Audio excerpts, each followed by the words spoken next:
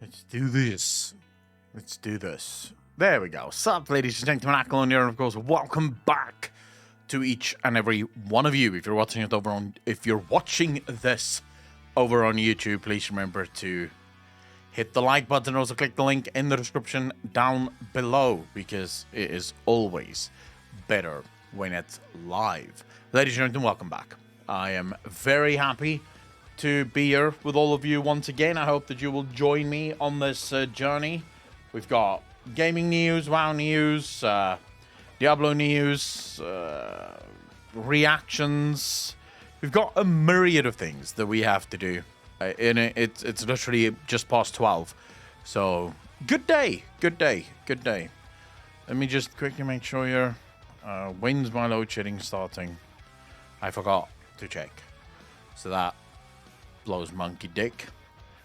Yeah, we're fine. I think. Yeah, we should be fine. Don't worry about it. Don't you worry. Anyways, it's Wednesday, if I'm not mistaken. It is Wednesday. Scarto, how you doing, brother? So it's Wednesday. I'm trying to... I need to find shit. Dude, still checks running. YouTube is so fucked right now, bro. Like, everything is just broken on this fucking platform right now. Every video I upload goes through, like, hours of checks. Where it's just going, wait, is this copyrighted? It might be copyrighted. Fuck you. We're just gonna check quickly. Every single video that I upload just goes through a massive, massive amount of shit.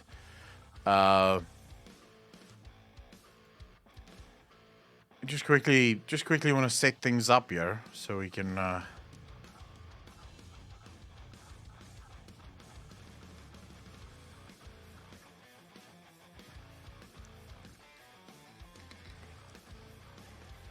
Sweet, how you doing? Good morning to you.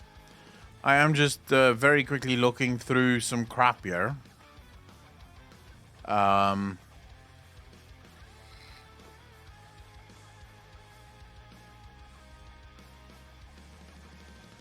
Okay, yeah, we'll go through this anyway, because this website is just horrible. Why is this website so fucking bad? I don't know. This is a horrible website. Like, they do the clickbait thing, but they don't actually, you know, they don't actually put any information in the article. Like, no evidence whatsoever. It's just a shit ton of clickbait.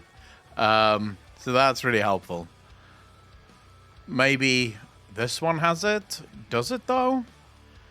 Oh, no. Wowhead would never cover this, I don't think. Would they? Guzrat, how you doing, brother? No, they would not. Okay,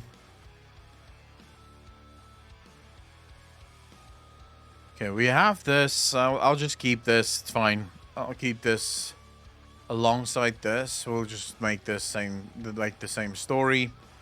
Open Reddit here. You guys are way too early. I'm still busy setting up. Go grab a coffee, and then when you get back, we'll hang out. No, I'm lying. You guys are welcome here. I'm just going through and quickly setting up all the articles and stuff that I want to cover. I already have some videos lined up that I really want to react to, and obviously we're going to be playing some Divinity Original Sin, because that's what's fun. But wait, what if anyone is early? You're early? I'm not early. I'm actually a little bit late. I was editing until just now. The last 2 days I started at 11. I'm now actually fucking starting at 12, 20 past 12, 25 past 12 actually. So if anything, I am an hour and 25 minutes late. This is early as fuck for me. It's 3 in the morning. Sweet, what the hell are you doing awake at 3 in the morning, bro? Wait, why even would you be awake at this time?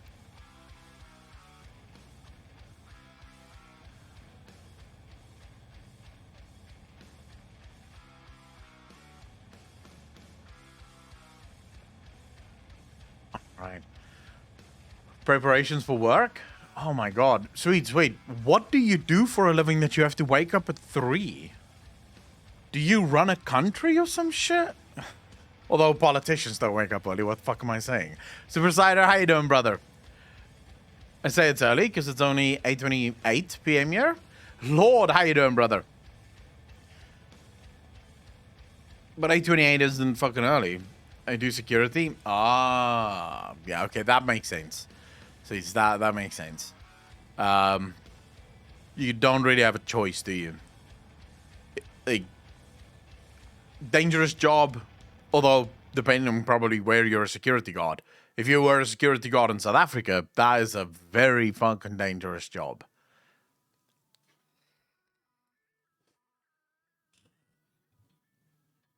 Depends on the contract. Oh, so you don't have a single place that you work at. You basically do sort of like wherever your company sends you wherever. I think that would be fine. I did security for about 6 months in the UK, working on a construction site. And it was fucking boring. Like, super boring. For 6 months, just fucking sitting there at night at the construction site. Because there's nothing going on, right? There's no construction. I just have to, like, be there and make sure that nothing gets stolen. So you sort of sit there like an asshole, and then you fucking get up and you walk every hour. You walk around and look at shit. And, oh, yeah, this is great. Fuck. I mean, it paid all right, Lord. It wasn't horrible. It did pay all right, actually. CDJ, how you doing, brother? The Dreadful 6.2 was marvelous. Wish you could have watched it. Yeah, we'll get there. We'll get there soon. Soon we'll get there. Most of the time it's local, mainly data centers, but they can send you wherever. It pays all right. In the UK, security pays really well. Although I don't know if it's going to pay really well if you have like a family or something. But as a single guy coming from South Africa, pound compared to rand, pay was good. Pay was really good. No, it's not copium. I'm just right now playing Divinity Original Sin. But as soon as I'm bored with Divinity Original Sin, we're going to go play some Final Fantasy. Because that is the next game that I'm in the mood for. I have decided this. So, as soon as we grow bored with Divinity Original Sin, we're off to Eorzea to go get into... I'm not going to finish the raid for Shadowbringers. Not Shadowbringers, Stormblood. I'll do the raid on my own. Because the raid's just horrible fucking stream content. How are you feeling about Dragonflight so far? Oh, Thunderbrew, I'm excited for it. I don't share everyone else's sort of negativity around Dragonflight. I do not share the whole, oh my god, Blizzard have been bad for so long. Why do you trust them to be good right now? Why do I trust them to be good right now? Because of what I see with my eyes and what I hear with my ears. And for the first time ever, what I'm seeing with my eyes and what I'm hearing with my ears seems to line up. In the past, Blizzard would say shit like, oh yeah, we've learned. And then they'll do things that make me go, what have you learned though? You say you've learned, but I'm not necessarily following along the same train of thought, considering the fact that what I thought you should have learned is the exact opposite of what you're doing right now. This is the first time where Blizzard is doing things that I'm going, it seems like you've learned the right lessons here. Am I saying that people should pre-order? No. Am I saying that people should just instantly go, oh my god, I can't wait for the game? No. I'm saying be optimistic, be cautiously optimistic, be excited, be cautiously excited, and wait. There's still plenty of time for Blizzard to screw up. There's still plenty of time for Blizzard to keep doing amazing things. It doesn't matter, as far as I'm concerned. I just don't like the amount of people that is sort of approaching this expansion as if, you know, you can just never fix anything. So there's no coming back from mistakes. There's no, you screwed up, now you can just never be good again. Like, screw you, you're just miserable and horrible, and that's the end of the discussion. No, that's not how this works. I'm sorry, but that is not how it works. If you've made mistakes, you can absolutely come back from those mistakes. You can absolutely fix those mistakes. So, yeah, I'm not willing to just go, yeah, this is going to be a horrible expansion. I do think there's a lot of people that is sort of judging very quickly. And I do think there's a lot of people that is sort of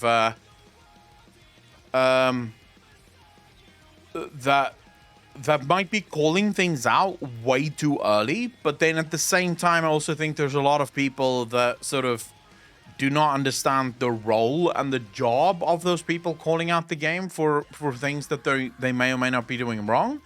I just, and King Julian, I'm not going to pay any attention to whatever the fuck you're typing about Asmongold. Because in your mind, anyone that even fucking mentions the fact that Blizzard might be doing something wrong is negative, and oh my god. So, your opinion does not count. Matel Fan, how you doing, brother? But don't go into Shadowbringers without having done the raid. No, I absolutely won't, because I know it's important for the story. I will only be here for like half an hour, as I have a Warhammer 40k game this afternoon. I'll be back afterwards if you're still online by then. How long does a Warhammer 40k game last? Matel Fan from Al? And the 8 battlesuits models to DC under Media Hammer, if you're interested. I'll check that out, definitely. Akalon, roasting this poor man. Amjams, the problem... so I think there's two very fucked up groups within World of Warcraft, and I despise both of these groups in equal measure. The one is the group that everything is just bad, everything is horrible, and the game should die in a trash heap somewhere in the anus of a fucking prostitute, right? I hate that group. I think that group is just a cancer. The other one is the group that refuses to listen to anything negative about the game whatsoever. You can do nothing short, anything short of dropping to your knees and gobbling Ian's dick along with the ball straight down your throat is considered to be heresy, blasphemy, and go fuck yourself, right? You can't say anything negative. And if you do say something negative, it's not constructive, no matter how you say it. No matter the fact that you say the negative thing and then you say how they can fix it, fuck you, that wasn't constructive enough. The goalposts always move. And I've seen these people, I've listened to them, I've seen them type. King Julian is a good example of this. Preach literally in his video mentions a bad thing, mentions how to fix it, and he's like, oh my god, he's fucking negative. It's like, no, actually not. He literally just gave constructive criticism there. And then it's like, no, he didn't. Because I moved the goalpost. I actually think that if it's going to be constructive, it has to be 5 minutes of constructive feedback and only 10 seconds of complaining. You can't do it equal measure. Go fuck yourself. So, you know what? I can't stand either of these groups. Now, with King Julian, I'm pretty sure he's just trolling, trying to get some kind of reaction out of me, which is fine. It's content, so I don't really mind. But the problem is that he's fucking role-playing actual idiots. Now, maybe, it is just the case of him being ironically an idiot, but you never know, right? Because there are actual idiots out there. But I think that both of these groups will be the death of WoW. I think that both of these groups is incredibly toxic and very bad for the game. Because at no point does Blizzard get any sort of useful feedback from either of these two groups. Because the one group is going to shit on everything that Blizzard does, no matter what they do. So it doesn't matter what they do, this group is going to shit on Blizzard. Now, if Blizzard happen to see some of that feedback, Blizzard is going to obviously go, oh my god, okay, so we're doing this wrong. We have to fix this. And it's like, no, you're actually not doing anything wrong. This group just can't see how good this would be, because they're gonna hate anything. You could literally give them blowjobs for free for the rest of their lives, and they'd be like, well, I want it too. Go fuck yourself, right? So it's kind of like there's just no way around it. This group will find a reason to shit on you because that's what they want to do. I can't stand those players. I can't stand those people. The other side will not give any feedback whatsoever, regardless of what may or may not be wrong. So it doesn't matter if the game is absolute dog shit. It doesn't matter if the game really needs something in order to be better. If the tiniest change can actually make it better, they do not want to hear it. I'll give you guys a great example. Back in Shadowlands, Blizzard had Conduit Energy. I don't know how many of you remember Conduit Energy. One of the most obnoxious mechanics in the game if you were a hardcore raider. If you were a normal pleb, you never even knew that it existed. Like, for you, that mechanic did not exist. It literally had no place in the game for you, because as a softcore or fucking casual, you don't change your talents enough to even realize that that is a thing, right? You'll never run out of Conduit Energy. It's only the hardcore guys that they can't play the game the way that they want to play it because they run out of Conduit Energy. So they're screaming for Blizzard to remove Conduit Energy. The toxic fox over at Blizzard, you know, the Blizzard chills, they scream at the hardcore players for just complaining. You're just complaining to complain. There's nothing wrong with Conduit Energy. Yeah, fucking moron, because it has nothing to do with you. It has literally nothing to do with you. You don't deal with it, so obviously you won't understand, but you're also too stupid to realize it. Those are the only people that I fucking can't stand. I can't stand those two groups. Yeah, and I do believe that those two groups will be the end of gaming, so to fucking speak, bro. So basically you hate the extremists of both sides, or at least sick of them? Yes, pretty much. I was a normal player, but I still didn't like Conduit Energy. Most of my games take around 2.5 to 3 hours. Every game exists of 5 battle rounds, which has 1 turn for every player playing. If you get stomped, you can choose to give up at any time, at least in our group's games. Because it's not fun if you can't do anything and only get beaten over and over. And then again, I'm not that good at knowing all the rules yet, so it takes a bit longer. I'm playing 1,000 points versus 1,000 points, by the way. Most normal games go up to 2,000 versus 2,000 points. I don't know what the fuck that means even. Like, what do you do with the different points?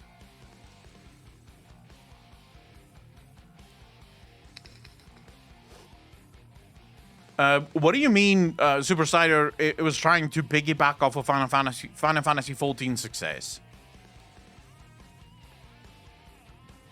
Oh, I mean, considering how long it takes to make an expansion, I would say that Shadowlands would not have been in development, or Shadowlands would have been in development, like deep into development, long before Blizzard would even have known that Shadowbringers is a thing.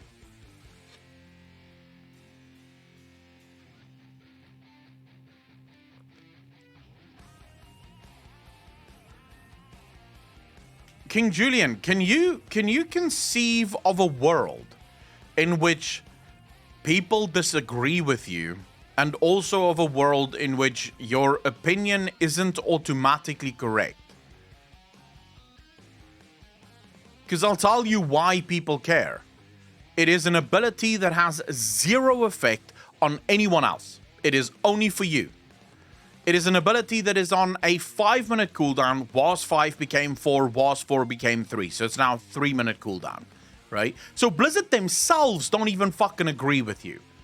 Blizzard themselves understand that there's something wrong with the fucking ability, so they're trying to lower the cooldown. If they want to do it correctly, the cooldown should be 1 minute, by the way. That's a bit of free advice for you, Blizzard, but never mind. So Blizzard doesn't even agree with you, but never mind. Let's just go with the whole what we know kind of thing. You are not the only person that will make use of that ability. There are others that is looking at this ability and saying, right, it gives me 0 combat power. It has 0 effect whenever I play against other people or when I interact with other people. It is an ability that I and I alone will use to move around. I cannot cast it in combat. I cannot use it in dungeons or in raids or in battlegrounds. So, why the fuck is this ability on a 5 minute, 4 minute, 3 minute cooldown. And why has it been nerfed? Why can't I just go as fast as I want? It's on a cooldown, which already sucks. And now you nerf the speed. But the speed has no effect on anything. It changes nothing. Like, whether you go full speed, 950%, or you go 300%, it affects no one else. Like, literally, no one else can be affected by that ability. What I'm more curious about, King Julian, is why the fuck this matters to you. Like, why do you want the ability to be nerfed in speed? Why do you think that it's fine for the ability to be nerfed in speed? Mukitimon, how you doing, bro? Thanks for the 2 months up. Really appreciate it. 5 months in a row. Thank you, thank you, thank you. You're far too kind. You're about the WoW AH? I heard it went down, flashbang. Not entirely sure what the fuck happened there, of course. But I did hear that went around. Sorry, phone call. Let me just quickly answer this. Hello?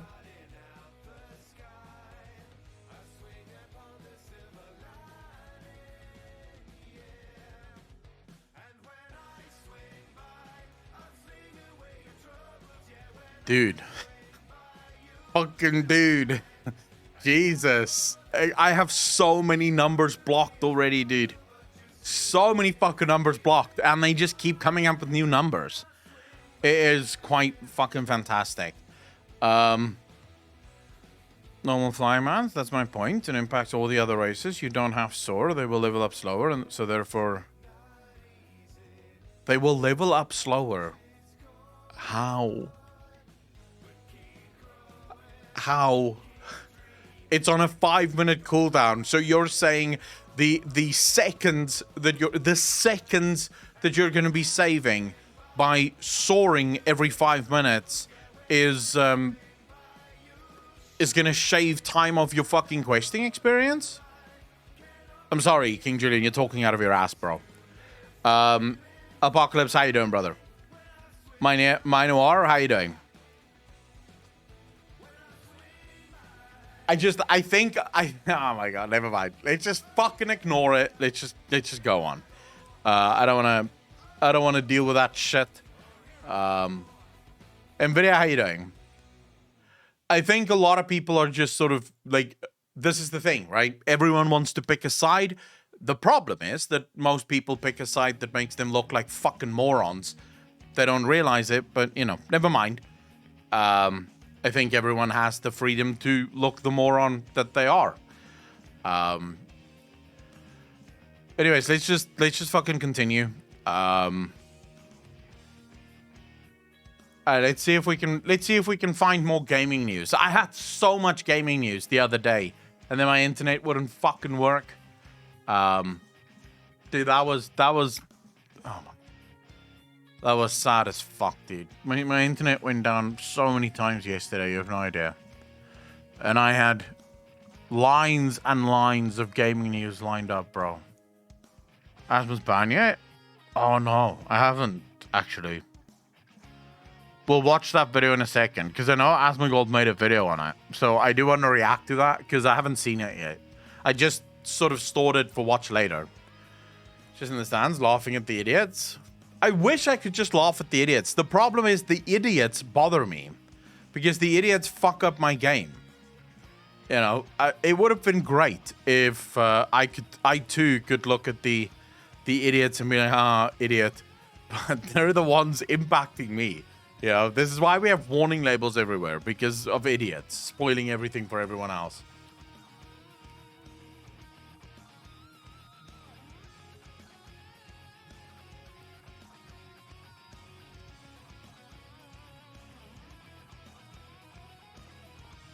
Okay, but AMS, the 600 speed is only for the soar ability. The normal mounts are still going at 950%. Like, the normal mounts are still going super fast. But that's the point. Blizzard said from the beginning that soar is going to be a weaker ability than dragon riding. But what everyone seems to be fucking wanting is no, it needs to be the exact same fucking speed. It needs to be the exact same thing as a fucking Drakthir. I should be flying everywhere like normal. And it's like, oh my fuck. No. No. From the beginning, literally, when Blizzard announced Drakthir and Soar being a thing, they said it's gonna be weaker than dragon riding. Otherwise, what's the fucking point of dragon riding, right? Even though there's a little bit of weirdness with a dragon riding a dragon. Kind of weird, but never mind. We'll fucking leave it there. Let's not dive too deep into that fucking pit of hell. But anyways, so it is supposed to be weaker. It is weaker. It makes sense, in my opinion, at least. No idea. No. Dragon riding is still 950%.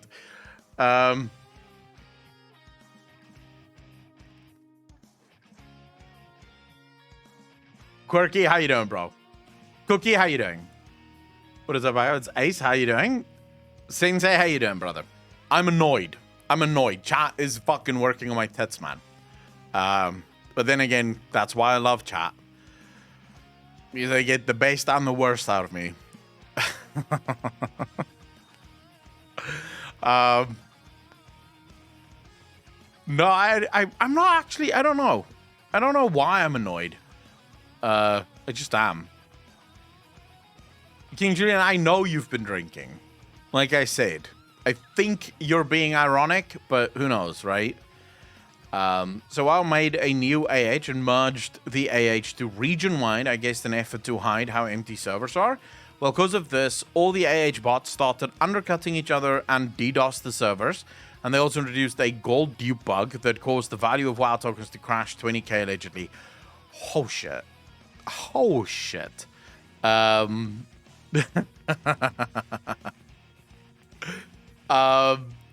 hey, fuck it. I'll tell you that. Do you think that it would have been to mask how few players WoW has? I don't know.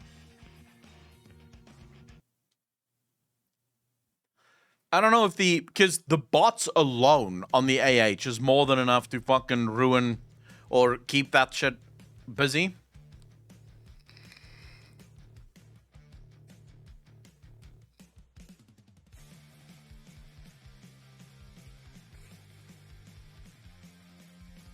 Old Man Moto, how you doing, brother? Oh, here we go. The WoW economy guys are already complaining about this. All right.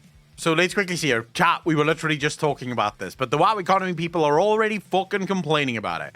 The region-wide AH will ruin all ways to make gold on the AH. Personally, I think that's fine. I think there's too many people that make too much fucking gold. And also, I just love when people are so hyperbolic that, you know, this is actually the problem with, this is actually the problem with people right now. You know, it is a problem. Because this guy, whoever the fuck this is, Faintas, on WoW Economy, he's going to post this, right? In about a month, it's going to turn out that he was talking out of his asshole, but it doesn't matter because no one's going to remember that he posted this. And then in a month from now, he's probably going to say some other fucking stupid shit that doesn't matter, and it's still not going to fucking matter. Evans, how you doing, bro? Yeah, this will ruin WoW. Such a nice fucking thing, right? Look, downvote all you want. I don't care. Blizzard wants you to buy tokens and grind gold through their ways of in-game playing. Glyphs region-wide is such an idiotic move. I don't sell glyphs, but even I can see that. But it doesn't matter, because in a few days, all crafted items will show the price changes on mats. If an item too cheap to make, it will quickly fall in pricing, just like IRL. Wait, if an item too cheap to make, it will quickly fall in pricing, just like IRL. The only reason why people like myself, sitting at 36.5 million, makes gold is because of high mats prices. Fast, higher risk in crafting items.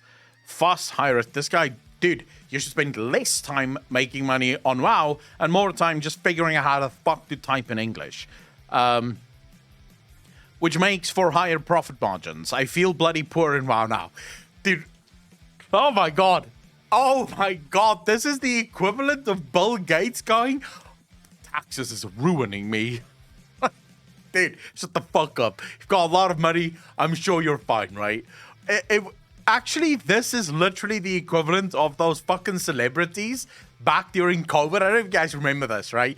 Back during COVID, the celebrities sitting in their fucking like $1 million bathtubs, sort of holding the phone and going, "We're all in this together." No, we're not, bitch. You're doing this in a fucking mansion, probably surrounded by your posse. The rest of us are in this together, right? We're in this together because we're losing jobs, we're losing money, life's fucking sucking. You know, fuck you, right? This is ridiculous. But anyways, on top of that, normal players, like my friends who don't AH play, they can't make gold on gathering. Yeah, sure. All ASAL mats are already way cheaper day one on EU. I bet you, come DF launch, all mats will be sunken in the first week. 500k EU players, or whatever it is. There is too much supply. Dude. Okay, Faintus. Here's why you're a fucking moron. It's not just the supply side that went up. All of those items that are now available on the auction house across the region is also available to be purchased across the region. So as supply has gone up, demand has gone up as well. That's literally what it means when everyone can buy every item regardless of region. So I do not understand your point, because what you're saying, or the only way what you're saying is real and true, is if the supply went up, so everyone can sell in every region, but no one can buy in every region, which then wouldn't make sense because you wouldn't be able to sell in every region either. So you're just a fucking moron. That's literally what you are. You are a moron. On server only, I think. Only mats are region-wide. Yes, but CDJ, that's not going to affect anything. Because this guy's complaint is that mats will crash. If mats are going to crash, they will crash regardless. Because region-wide still means that the same amount of supply and demand is going to equalize. The prices probably right now is crashing because you have a crap ton of people sitting on shit tons of mats, and not a lot of people are buying mats. It's at the end of an expansion. How many people are still building shit? How many people are still making shit? Most people have quit the fucking game at this point. So the only people that is currently doing things are the AH Andes, too stupid to fucking do anything else, clearly, because they write Reddit posts and then play the game. They're the ones crying because, oh my god, the prices are dropping. As soon as people get back in and they're actually playing the game, the demand is going to rise again, which will push prices up again. That's the whole point of demand, because you now have demand across all regions. So this is just like, this is the most horrific fucking argument. This guy is a moron. Tell me they have, like, do they have the actual AH crashing here?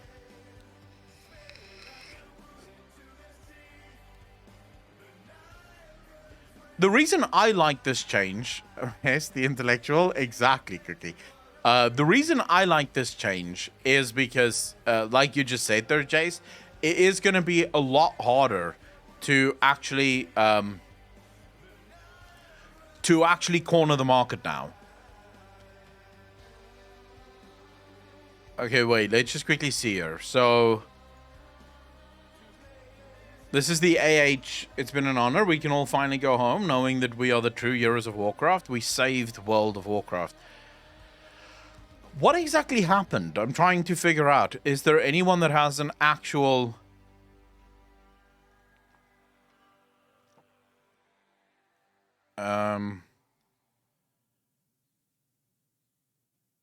It doesn't seem like anyone is actually stating. Maybe Wowhead has an article about this. Let's quickly see. Although Wowhead is, they tend not to cover when bad shit happens. Okay,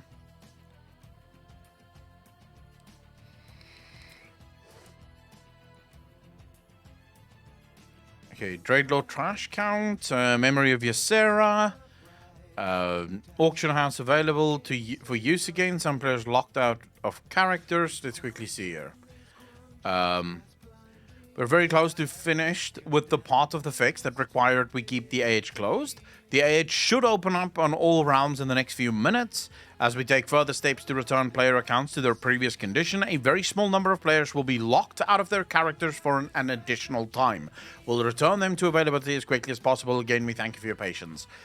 Here we go. Okay, here we go. This is... Blizzard announced that patch 927 auction house is temporarily closed due to a critical bug. We were able to determine the cause of the issue and create a fix for it. We don't yet have an ETA on reopening the auction house. Thank you for your patience and understanding. We've got a critical bug with the auction house and I'm going to close the AH while we investigate and hopefully fix it. We'll track this issue closely and provide any further updates as soon as we have them. There's a rumor being floated around the community that this critical bug from the auction house allowed players to create gold out of thin air. There's another rumor floating around that there were millions or billions of items in the auction house for commodities being shown, but players were unable to buy any of them. It's unclear as the actual reason for the shutdown. Well, I guess... I wonder what's going to happen. So clearly, the one rumor should be true. The fact that there are players being locked out of their accounts for longer, that's almost definitely true, in my opinion. Why? Why else would they be locked out of their accounts?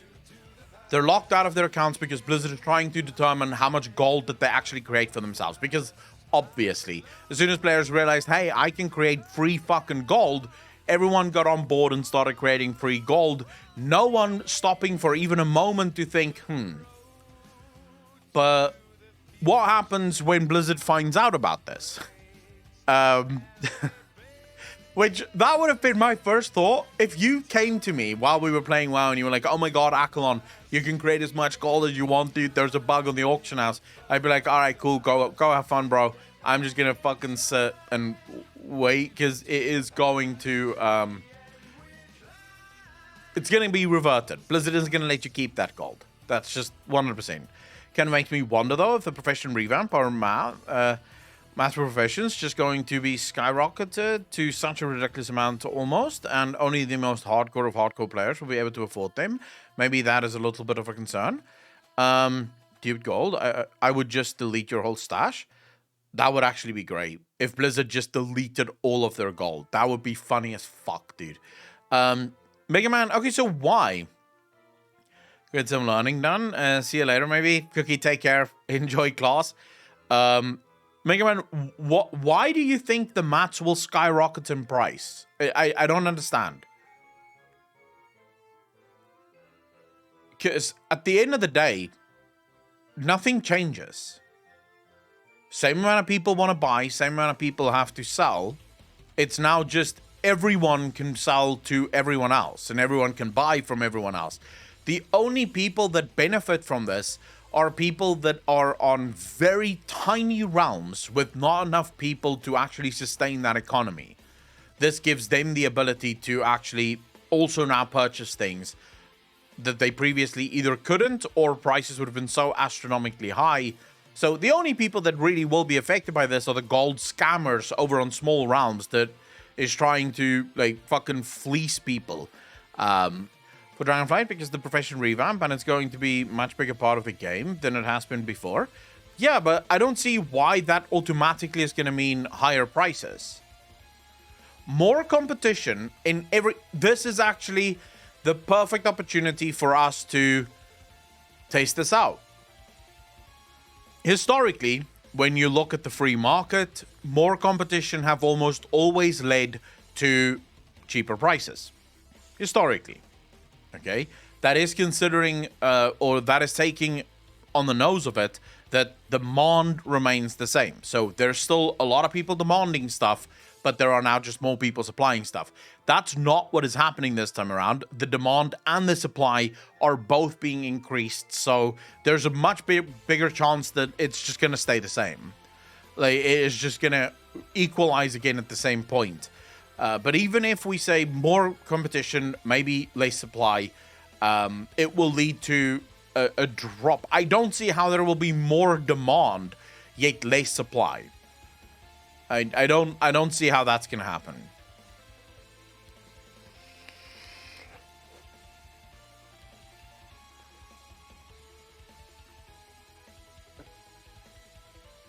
Kills it. Will you return to raiding? No, I won't be returning to raiding. I don't have time to raid. I have no interest in raiding.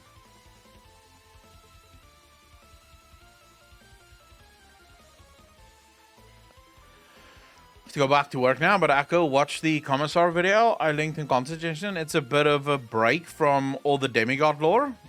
I will do. Stolly, good luck at work, brother. Alright, let's see. What other news do we have here? Come on, guys. You guys should know of some fucking good gaming news, no?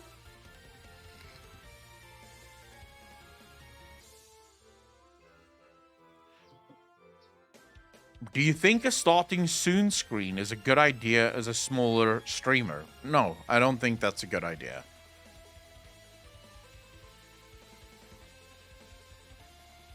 Why would you have a starting soon screen anyway, regardless of the size of your stream? I've never understood starting soon screens. Is this an event? Are you hosting some big fucking show that people have to tune in for? No. You're just sitting at your fucking computer playing video games. May as well just go live immediately, right? It is a little bit harder because for the first minute or so, you're sitting there talking to your fucking self. But I would say that starting soon screens is fundamentally wholly unnecessary and bullshit. So you don't sit there talking to yourself for 10 minutes before people turn up? I would say sit there and talk to yourself for 10 minutes before people turn up. The thing is, so if you're a massive streamer, if you're Asma levels or Preach, like you just sit there and chat, it's fine. People are going to tune in. They're going to start talking to each other. Your chat's going to get busy. And they're going to wait for the starting soon screen. But if you're a smaller streamer, so my size, even smaller than me, I don't mean physically, I mean on Twitch, you're basically just losing viewers in that at that point. So that's all that's happening. You're losing viewers. Because you're getting people tuning in. They're like, oh my god, starting soon, fuck it. I'll just go somewhere else. Because I'm not going to wait for this Andy that I have almost no fucking connection with, hoping that he's going to start soon. Screw that. I'll just go fucking somewhere else. So I don't think as a small streamer you should do this at all.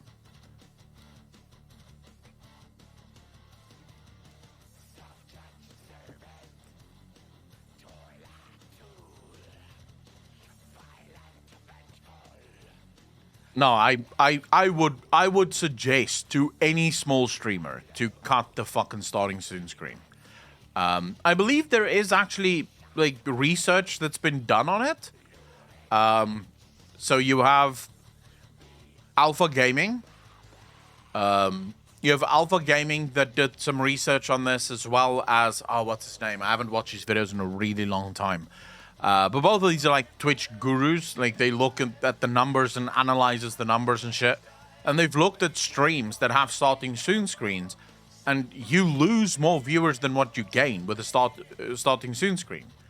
The second someone gets to a stream, I think it's something like 70% of viewers that get to a stream that encounter a starting soon screen leave as soon as they see the screen. They're just like, never mind. I'll go watch someone else. So why would you do that? Why would you why would you do something on your stream that's just actively going to fucking chase people off?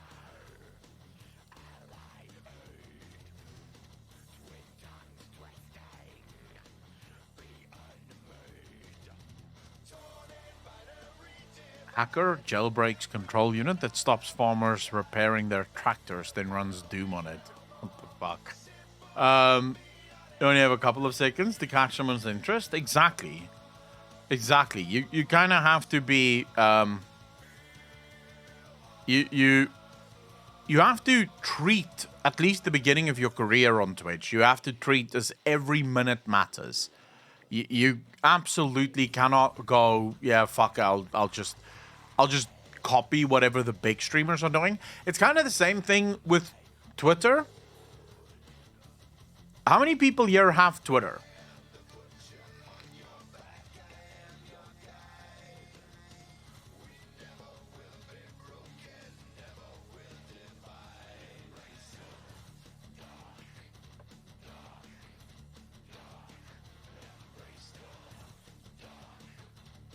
So I look at smaller streamers on Twitter tweeting out whenever they go live, right? So they go, "Oh my god, I'm live in 5 minutes, guys. Come say hello. Here's my link." They get like 2 likes on the tweet. 2 likes, that's it.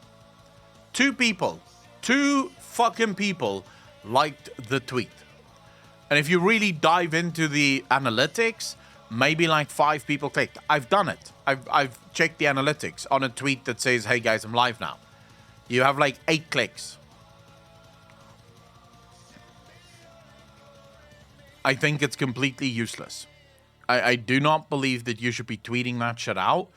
Use Twitter as something else. Use it as content, like an actual piece of content.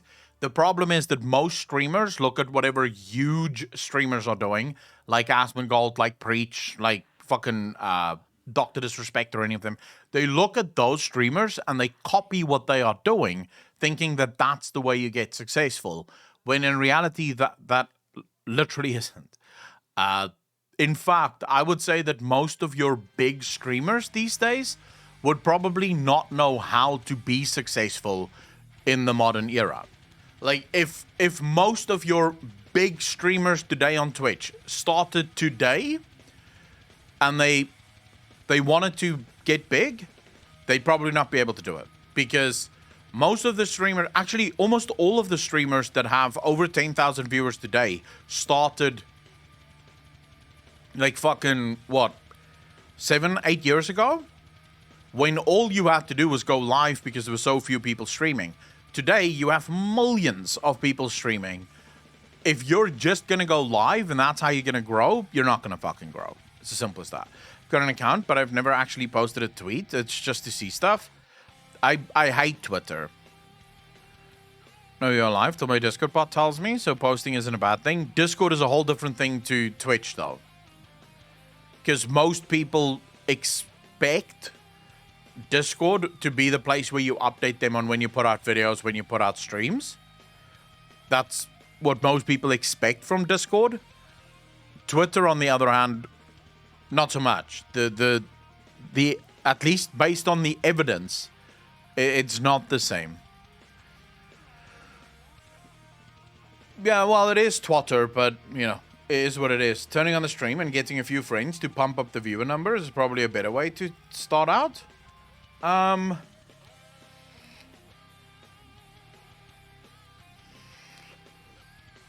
Blade Smasher, how you doing, brother? It is the truth. YouTube is the way you grow on Twitch. You want to grab viewers on YouTube, and then you want to push them to Twitch. Say a bit of bitchcraft and bigotry. Yeah, but it's also so much fun. It really is so much fun. Abaddon, how you doing? Final Fantasy 14 Yoshi P wants to make one more MMO from scratch before he dies. Wait, what? Dude, no way. The King of Final Fantasy reveals why the series is struggling. For me, Final Fantasy is about having a deep story, rich game design, the best game audio to accompany those aspects, as well as the inclusion of chocobos, moogles, and summons, Yoshida tells the Inverse. The producer of the hotly anticipated Final Fantasy XIV, set to release on PlayStation 5 in 2023, has also been the director of the massively multiplayer online role-playing game Final Fantasy XIV since 2010. Yoshida transformed Final Fantasy XIV from an instant flop to a decade-spanning bop, which has since become the most profitable Final Fantasy game ever made and Square Enix's biggest revenue driver for 2021, with 25 million registered players. Just want to be clear here, the 25 million registered players, these will be players that have registered on the website. This would not necessarily be active players. The man known affectionately as Yoshi P is beloved for his infectious enthusiasm for all things Final Fantasy, his offbeat sense of humor, and his rare willingness to admit when things aren't going according to plan. I believe the essence of a job is getting paid to do what others find troublesome, Yoshida says. The more your job is something people don't like or don't want to do, the more praise and recognition you will receive for accomplishing it. Once you build up credibility, you can take on bigger challenges and will be permitted to spend greater sums of money. As such, my mentality remains unchanged even today. Effectively, that's a whole lot of sentences to just say make yourself basically unfireable, right? You have to make yourself irreplaceable. See, when it comes to Twitter, I won't actually use it, but I will Google tweets when I need to, when Blizzard wants to announce things on Twitter instead of the forums. Yoshida didn't rise to prominence overnight. He's had a lengthy career in the game industry, especially with Square Enix. Starting in 1993, he attended a school run by Hudson Soft, best known for the Bomberman and Bonk franchises. His first game credit was on Star Soldier: Vanishing Earth, a Nintendo 64 title released in 1998. After working at several smaller studios for about 5 years, Yoshida befriended Yoshiko Saito, who would go on to produce the Nier series, which opened the door to a position at Squaresoft just before its 2003 merger with Enix. At Square Enix, Yoshida directed Dragon Quest Monster Battle Road, a hugely successful series of arcade games. He then became chief planner on the ambitious MMO project Dragon Quest X, though was later removed from the project and became one of Square Enix's stray dogs for a couple of years, working on various projects until he was brought on to Final Fantasy XIV and spearheaded its 2013 re-release, A Realm Reborn. But a hit, Siaka, take care, brother. 1998 MGS release year. Alright, let's see here. In those early years, Final Fantasy XIV was an outlier for the long-running series, which had mostly been comprised of single-player experiences. Yoshida predicts those old distinctions between traditional and online games won't matter much in the years ahead. I think the very concept of online gaming will gradually disappear, he says. Though the scale of integration may vary, there's hardly any video games without some sort of online component these days. I think the distinction will be reduced to whether it is multiplayer or single player. That is kind of true, but I will say, though, I kind of hate when they put single-player games online. Like, when you need an internet connection to play a single-player game. It's like, dude, why? This is single-player. Just let me fucking play. You know, even if the internet... I remember Diablo 3 did this, where Diablo 3 launched with no offline option, and then the first night, the servers were so broken that no one could play. So now you're stuck between, oh my god, get your servers working so I can fucking play the game. After more than 10 years on the project, Yoshida sees Final Fantasy XIV sticking around. I want to keep making sure that Final Fantasy XIV will be fondly remembered by many as a fun game that gave them the best gaming experience, he says. I also want to make sure that it will remain in operation for decades to come. But he also predicts that the MMORPG genre and video games in general will see massive changes in the future, many of them driven by technological innovation. If we think in terms of the next decade, the development and spread of new devices such as VR chips may give way to revolutionary game experiences, he said. I thought this could happen a bit sooner, but I believe it might have been delayed by several years due to the shortage of semiconductors caused by the COVID-19 pandemic and other factors. Yoshida also believes widespread use of quantum computing could have drastic effects on game development in the next 5 to 10 years and blur the boundaries between real and virtual worlds. I will ask you guys this. I've asked this before. How many of you would play AR games? Augmented reality. So this is where you have either glasses or a chip in your brain that teleports you literally to that universe. So it's not VR. You're not just looking through glasses and seeing the world, but it's not actually there. You're in the world. You literally feel the fucking wind on your skin. You can smell the different things in the game. Why not?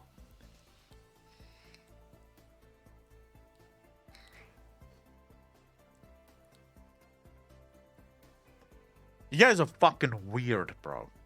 I would play the shit out of AR.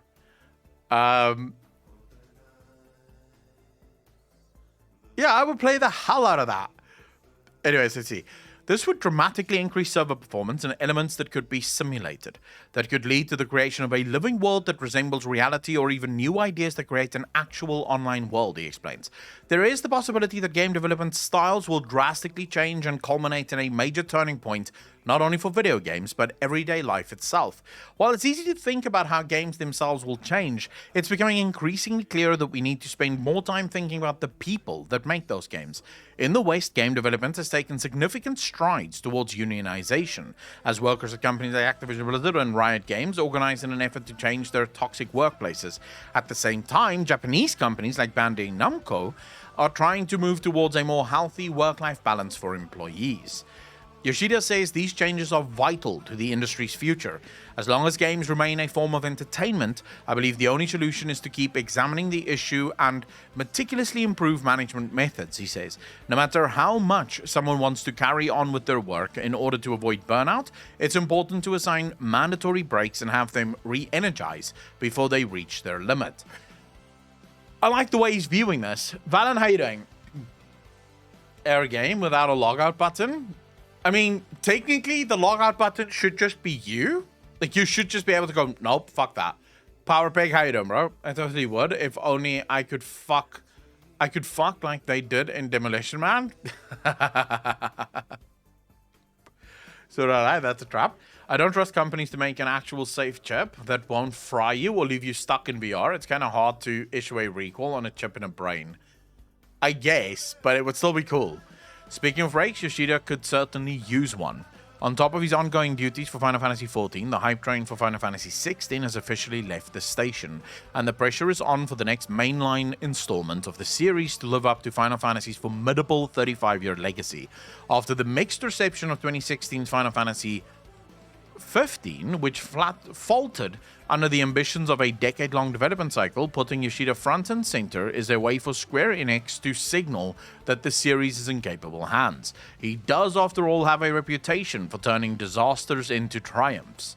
Despite his enthusiasm for the bright future of 14, Yoshida is characteristically candid about that of the series as a whole. In terms of whether Final Fantasy is successfully adapting to industry trends, I believe the series is currently struggling. We're now at a point where we receive a wide variety of requests regarding the direction of our game design. To be honest, it'd be impossible to satisfy all those requests with a single title. My current impression is that all we can really do is create multiple games and continue creating the best that we can at any given time. To Yoshida, Final Fantasy has never been about chasing trends, but setting them. That ideology comes through clearly in Final Fantasy XIV's persistent willingness to try new things, especially in terms of storytelling. When the game's server shut down in November 2012 ahead of the launch of the ambitious reboot A Realm Reborn, 14 treated it like an in-universe apocalypse. The story resumed post-Calamity in August 2013. More recent expansions like Heaven's Ward and Shadowbringers tackle ambitious narrative themes like prejudice and the subjective nature of history. The love and passion Yoshida has for video games is palpable in everything he does, and it's made him a rock star within the Final Fantasy community. But despite his lofty predictions for the future, he's content to keep making games, any games, for as long as he can. I'll be honest, I actually believe that Yoshi P is the greatest game director on the planet.